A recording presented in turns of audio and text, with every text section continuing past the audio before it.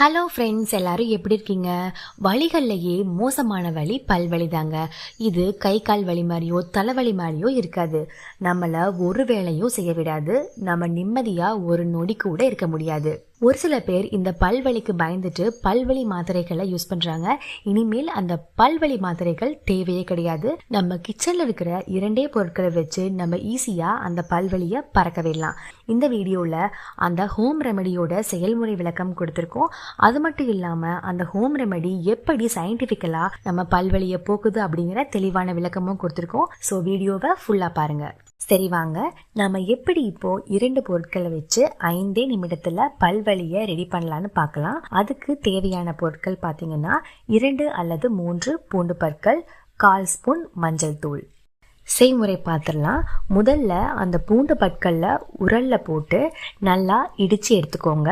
உங்களால எந்த அளவுக்கு முடியுமோ அந்த அளவுக்கு இடிச்சா போதும். இப்ப நீங்க இடிச்ச பூண்டு 1 ஸ்பூன் வந்துச்சு அப்படின்னா அதுல 1/4 ஸ்பூன் அளவுக்கு மஞ்சள் தூள் சேர்த்து ஒரு பவுல்ல போட்டு நல்லா மிக்ஸ் பண்ணுங்க. அப்பதான் மஞ்சளும் பூண்டு பற்களும் நல்லா மிக்ஸ் ஆகும். நாம கலந்து வச்ச அந்த மஞ்சத்தூளும் பூண்டு பேஸ்ட்டும் நல்லா கலந்துடுச்சு. இப்போ ஒரு காட்டன் பீஸை எடுத்துக்கோங்க. சின்ன காட்டன் பீஸே போதும். அதில் சென்டரில் ஒரு குழி மாதிரி செஞ்சு நம்ம அரைச்ச கலவையை உள்ளுக்குள்ளே வச்சு ரோல் பண்ணிக்கோங்க. ஆனால் மேல்புறம் மட்டும் ஓப்பனில் இருக்கட்டும். அப்புறம் நல்லா வாயை திறந்து சொத்தைப்பல்லோ அல்லது பல் வீக்கமோ எங்கேன்னு பார்த்துட்டு அந்த இடத்து மேலே அந்த கலவை படுற மாதிரி அந்த காட்டனை வச்சுட்டு பல்லால் நல்லா கடிச்சிக்கோங்க. அப்போ தான் அந்த காட்டன் கீழே விழுகாமல் இருக்கும். இந்த விழுத குறைஞ்சது 2 to 5 நிமிடம் எங்க பல்லு வலிக்குதோ அங்க வச்சிருங்க. வைத்த கொஞ்ச நேரத்திலேயே ஒரு மாதிரி சுறுசுறுன்னு இருக்கலாம், பயப்பட வேண்டாம். ஏன் அப்படி இருக்குது அப்படின்னா அது பூண்டு வேலையை காட்ட ஆரம்பிச்சிருச்சுன்னு அர்த்தம். வாயில எச்சில் அதிகமா ஊறும். அதை கண்டிப்பா முழுங்கவே கூடாது, வெளியே துப்பிடுங்க.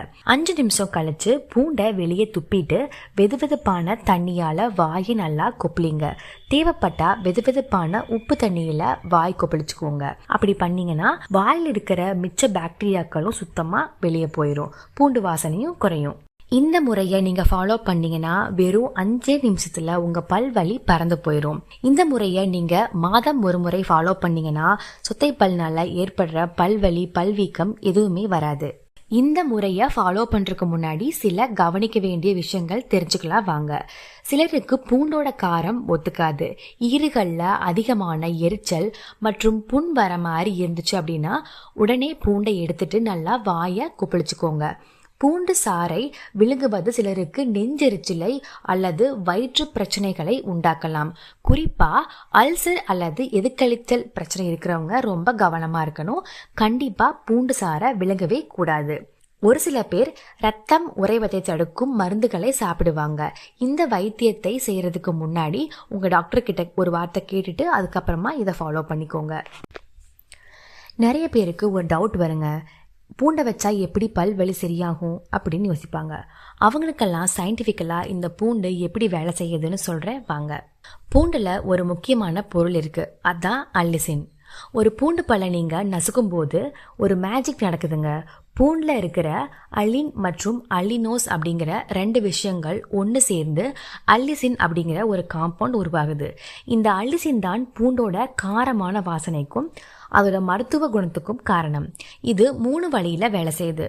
முதல் வழி கிருமிகளை வேட்டையாடும் ஆன்டி பாக்டீரியல் ஆக்ஷன். நம்ம வாயில இருக்கிற ஸ்ட்ரெப்டோகோக்கஸ் மியூட்டன்ஸ் மாதிரி சில கெட்ட பாக்டீரியாக்கள் தான் பல் சொத்தையை உருவாக்குது. பூண்டுல இருக்கிற அல்லிசின் அந்த பாக்டீரியாக்களை வளர விடாம தடுத்து அழிச்சிருது. இதனால நோய் தொற்றோட தீவிரம் குறைஞ்சு வலி குறைய ஆரம்பிக்குது. இரண்டாவதா பூண்டுக்கு வீக்கத்தை குறைக்கும் ஆன்டி இன்ஃப்ளமேட்டரி ப்ராப்பர்ட்டி இருக்கு. பல்லு வலிக்கும் போது கூடவே ஈறுகளும் வீங்கி போயிருக்கும். பூண்டுல இருக்கிற கந்தக சத்துகள் அதாவது சல்ஃபர் காம்பவுண்ட்ஸ் இந்த வீக்கத்தை வத்த வைக்கும். வீக்கம் குறையும் போது நரம்புகள் மேல இருக்கிற அழுத்தம் விலகி வலி தானா குறையும். மூன்றாவதா வலி நிவாரணி, பெயின் ரிலீஃப். பூண்டின் முக்கிய வேலையே வலிக்கு காரணமான வீக்கத்தையும் தொற்றையும் குறைப்பதுதான். கிராம்புல இருக்கிற மாதிரி பரத்து போக செய்யற குணம் பூண்டுல இல்லை என்றாலும் அது வலியோட மூல காரணத்தையே தாக்குறதால வலி படிப்படியா குறைய ஆரம்பிக்கும்.